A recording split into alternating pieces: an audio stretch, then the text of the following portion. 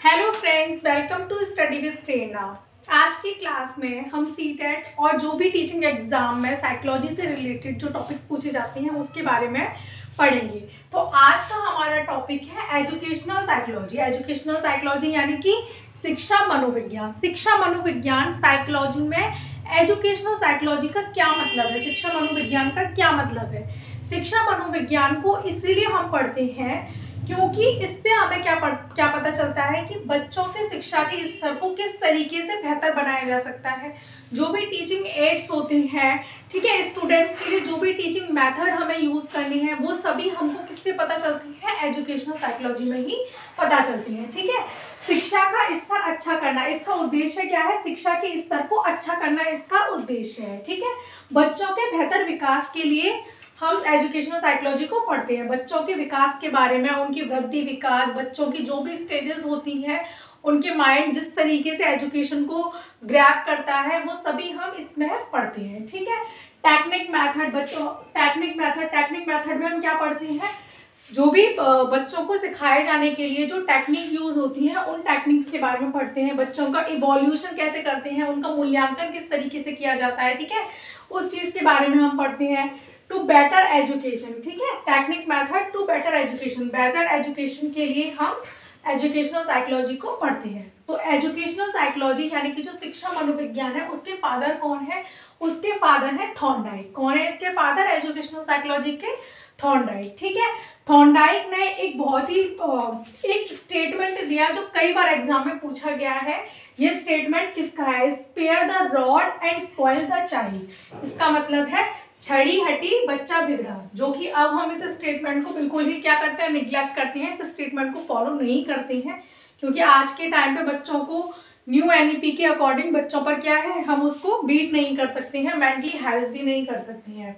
लेकिन उन्होंने उस टाइम पर ये स्टेटमेंट दिया था कि छड़ी हटी, spare the rod and spoil the child. छड़ी हटी और बच्चा बिगड़ा। कौन थे मनोविज्ञान, शिक्षा मनोविज्ञान के जनक, थॉर्नडाइक।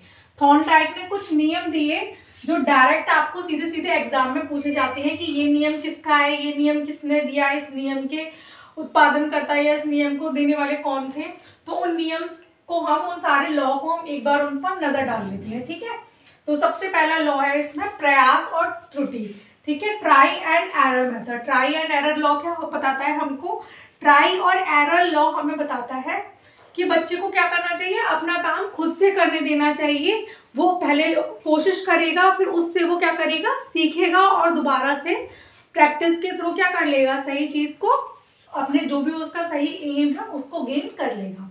नेक्स्ट है transfer of learning. Transfer of learning क्या होता है, ट्रांसफर ऑफ लर्निंग का मतलब होता है कि जैसे कि हमने किसी सिचुएशन में कोई चीज सीखी और उसी चीज को सीखने का हम दूसरी किसी चीज में यूज करना। जैसे कि मैंने एडिशन सीखी, ठीक है, मैंने क्या सीखी है, एडिशन सीखी है, और उन्हीं एडिशन का यूज मैं किस में कर रही हूँ, मल्टीप्लिकेशन में भी एडिशन यूज हो रहा है। तो वो चीज होती है आपकी ट्रांसफर ऑफ लर्निंग यानी कि अधिगम का स्थानांतरण। ठीक है, नेक्स्ट नियम जो था उद्दीपन अनुक्रिया सिद्धांत। किसी स्टिमुलेशन से हमें कोई चीज अलग से स्टिमुलेशन मिलना, उद्दीपन मिलना, उसके थ्रू कुछ सीखना, वो होता है उद्दीपन अनुक्रिया सिद्धांत। ठीक है, इन सारे नियमों के बारे में हम डिटेल से भी पढ़ेंगे, लेकिन पहले हम नियम के नेम जान लेते हैं कि कौन कौन सा नियम जो था वो थॉर्नडाइक ने दिया। तो मैंने डायरेक्ट ही सारे जितने भी नियम थे मैंने सारे कलेक्ट करके एक बार में लिख दिए हैं, जो अलग अलग हमें मिलते, कई जगह हमें देखने को मिलते, मैंने एक बार में ही पूरा डेटा कलेक्ट करके लिख दिया है।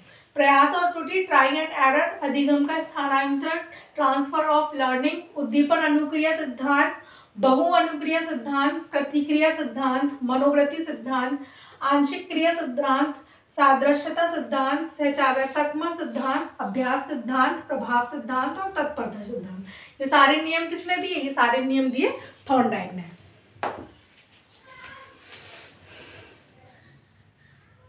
हमारा चाइल्ड डेवलपमेंट, चाइल्ड डेवलपमेंट यानी कि बाल विकास। ठीक है, चाइल्ड डेवलपमेंट, बाल विकास क्या होता है, आपको क्या लगता है कि जब बच्चा पैदा हो जाता है उसके बाद से उसका विकास और उसकी वृद्धि स्टार्ट होती है? जी नहीं, बच्चे के पैदा होने से पहले ही उसकी वृद्धि और उसका विकास क्या है, स्टार्ट हो जाता है। ये होता है आपका चाइल्ड डेवलपमेंट। तो चाइल्ड डेवलपमेंट कैसे, चाइल्ड डेवलपमेंट के लिए हम क्या वर्ड यूज करते हैं, बॉर्न टू टर्म। वॉर्म टू टॉम, यानी कि विकास कब से स्टार्ट हो जाता है बच्चे का डेवलपमेंट? वॉर्म यानी कि उसके गर्भ से ही जो है स्टार्ट हो जाता है। कब कैसे स्टार्ट हो जाता है? गर्भ से ही स्टार्ट हो जाता है उस बच्चे का विकास। और कहाँ तक चलता है? टॉम यानी कि मृत्यु तक, कब्र तक चलता है। ठीक है, तो बच्चे का जो विकास होता है, बच्चे की जो वृद्धि होती है, वो कब होती है? उसके जन्म से पूर्व ही स्टार्ट हो जाती है। लिंडा बर्क ने बताया, लिंडा बर्क ने अपनी एक डेफिनेशन दी जिसमें उन्होंने बहुत अच्छे से एक्सप्लेन किया। इन्होंने बताया कि चाइल्ड डेवलपमेंट यानी कि जो बाल विकास है वो किसकी ब्रांच है? मनोविज्ञान की एक शाखा है। बाल विकास को मनोविज्ञान के अंदर ऐड किया जाए, किसने बताया था? ये लिंडा बर्क ने बताया था। ठीक है, लिंडा बर्क के अकॉर्डिंग चाइल्ड डेवलपमेंट मनोविज्ञान की साइकोलॉजी की ही एक शाखा है, जिसमें हम जन्म पूर्व यानी कि जन्म होने से पहले यानी कि कॉन्सेप्शन पीरियड से, जन्म पूर्व को हम कॉन्सेप्शन पीरियड भी बोल सकते हैं। ठीक है, कॉन्सेप्शन पीरियड से परिपक्वता तक होने वाले सभी परिवर्तनों का अध्ययन करते हैं बाल विकास में। यानी कि बाल बच्चा कब तक रहता है? जब तक वो मेच्योरिटी वाली एज में नहीं पहुंच जाता, तब तक वो बच्चा ही रहता है, तब तक हम बाल विकास के बारे में पढ़ते हैं। तो लिंडा बर्क ने बताया कि जन्म पूर्व से परिपक्वता तक यानी कि मेच्योरिटी तक होने वाले सभी परिवर्तनों का अध्ययन किया जाता है। किसमें? चाइल्ड साइकोलॉजी में, चाइल्ड डेवलपमेंट में, मेच्योरिटी। ठीक है, अब हम बात करेंगे डेवलपमेंट की। डेवलपमेंट कितने तरीके का होता है? डेवलपमेंट 3 तरीके का होता है। सबसे पहला आता है प्रोग्रेसिव डेवलपमेंट। प्रोग्रेसिव डेवलपमेंट यानी कि प्रगतिशील विकास। प्रोग्रेसिव डेवलपमेंट यानी कि प्रगतिशील विकास। दूसरा है आपका ऑर्डरली यानी कि क्रम है। विकास का भी एक क्रम ही होता है।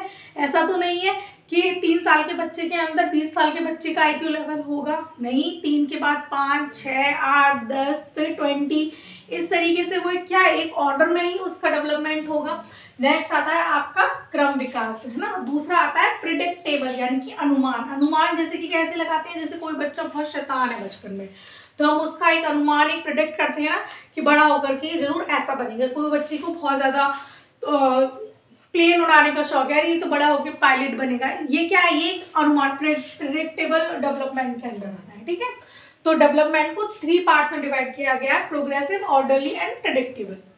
नेक्स्ट डेवलपमेंट के लिए क्या बोलते हैं? डेवलपमेंट जो है वो लाइफ टाइम होता है। लाइफ टाइम यानी कि जीवन पर्यंत ही चलता रहता है, कभी हमारा विकास नहीं रुकता, चाहे हम किसी भी स्टेज में हो, चाहे हम बचपन में हो, चाहे हम 60 साल के हो, विकास कहीं ना कहीं किसी ना किसी रूप में हमारा होता ही रहता है। ठीक है, जीवन पर्यंत चलता है। लाइफ टाइम मतलब जीवन पर्यंत। नेक्स्ट है डेवलपमेंट के लिए एक और वर्ड भी यूज किया जाता है कि जो विकास है वो क्या है? प्रतिवर्ती नहीं होता। प्रतिवर्ती का मतलब क्या होता है? Development is not reversible. Reversible नहीं है विकास जो है वो, प्रतिवर्ती नहीं है। प्रतिवर्ती का मतलब रिवर्सिबल। ऐसा नहीं है कि आज आप 6 साल के हैं तो कल आप 3 साल के बन जाएंगे, या आज आपके अंदर 20 साल के बच्चे वाला 20 साल के या 20 साल का IQ लेवल है तो अब आपके कुछ दिन बाद आप 5 साल के हो जाएंगे। ऐसा नहीं है। हाँ, वो मॉडिफाई हो सकती हैं कुछ चीजें, लेकिन क्या है, बिल्कुल रिवर्स में नहीं जा सकती। तो विकास जो है, डेवलपमेंट जो है वो रिवर्सिबल नहीं होता है। अब इसमें हम बहुत ही इंपॉर्टेंट टॉपिक पढ़ेंगे, ग्रोथ एंड डेवलपमेंट। ठीक है, बहुत इससे एग्जाम में पूछे हुए क्वेश्चन है। मैंने हर वर्ड को मतलब जो क्वेश्चन जो है एज अ ऑब्जेक्टिव की फॉर्म में आते हैं, मैंने वही वर्ड्स यहाँ चूज किए हैं। तो वृद्धि और विकास के बारे में हम जानेंगे। वृद्धि और विकास दोनों के बारे में ही बहुत सारे ऐसे साइकोलॉजिस्ट थे जिन्होंने अपनी अपनी डेफिनेशन दी, वो हम बाद में पढ़ेंगे डेफिनेशन। पहले हम जानेंगे वृद्धि और विकास जो है होता क्या है। तो वृद्धि यानी कि क्या है? ग्रोथ। विकास यानी कि डेवलपमेंट। तो वृद्धि के अंदर क्या है? वृद्धि को एक संकुचित पक्ष में रखा गया है। संकुचित पक्ष मतलब यानी कि नैरो कॉन्सेप्ट है वृद्धि का। नैरो कॉन्सेप्ट क्यों है? क्योंकि वृद्धि सिर्फ और सिर्फ किसके लिए यूज की जाती है?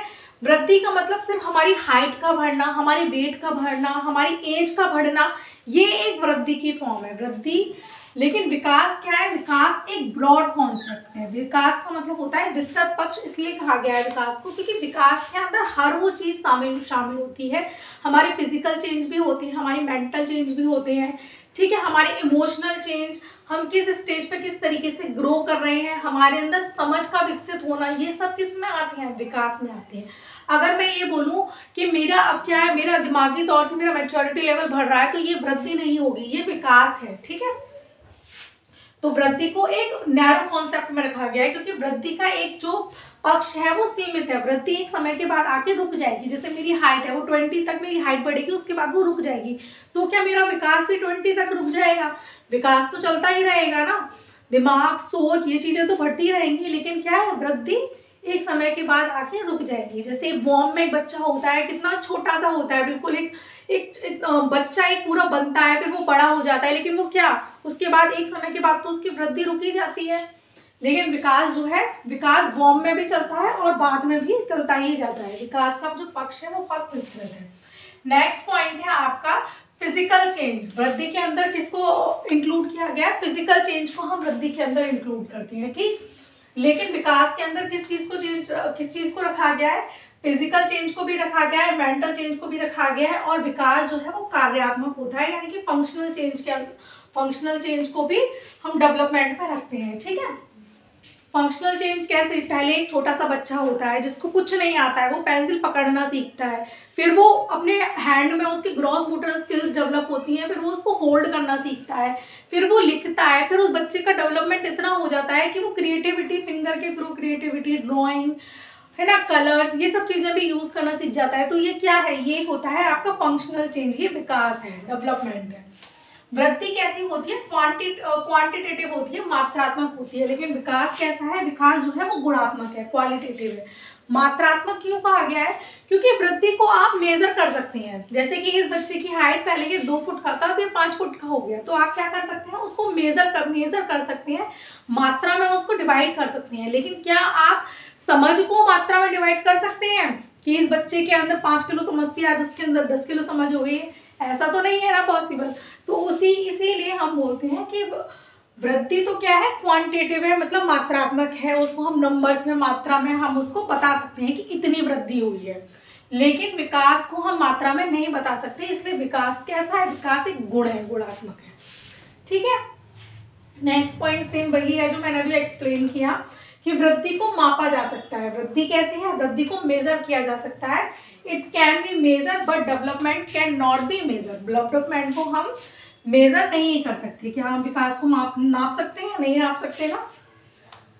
वृद्धि क्या है? वृद्धि में इंक्रीमेंटल चेंज होगा, वृद्धि बढ़ेगी। जैसे कि वृद्धि को हम इंक्रीमेंटल चेंज के अंदर हम इंक्लूड करते हैं कि वृद्धि क्या है? बढ़ती है, ग्रोथ बढ़ती है। लेकिन डेवलपमेंट क्या है? वो डिक्रीज भी होता है। डिक्रीज कैसे होगा डेवलपमेंट? डिक्रीज से मतलब वो नहीं कि 20 साल के बच्चे के अंदर समझ दोबारा से निकल, लेकिन कुछ ऐसे एक्सेप्शनल केस भी होते हैं, जैसे कि किसी का कोई एक्सीडेंट हो गया या कुछ ऐसा घटना हो गई जिसके थ्रू क्या है, उसका विकास रुक गया या विकास में कमी आ गई, वो होता है डिक्रीमेंटल केस, ठीक है। जिसके अंदर हम बोलते हैं कि विकास कभी कभी घट भी जाता है या रुक भी जाता है, ठीक। तो ये था पूरा ग्रोथ एंड डेवलपमेंट का कॉन्सेप्ट या difference between growth and development, ठीक।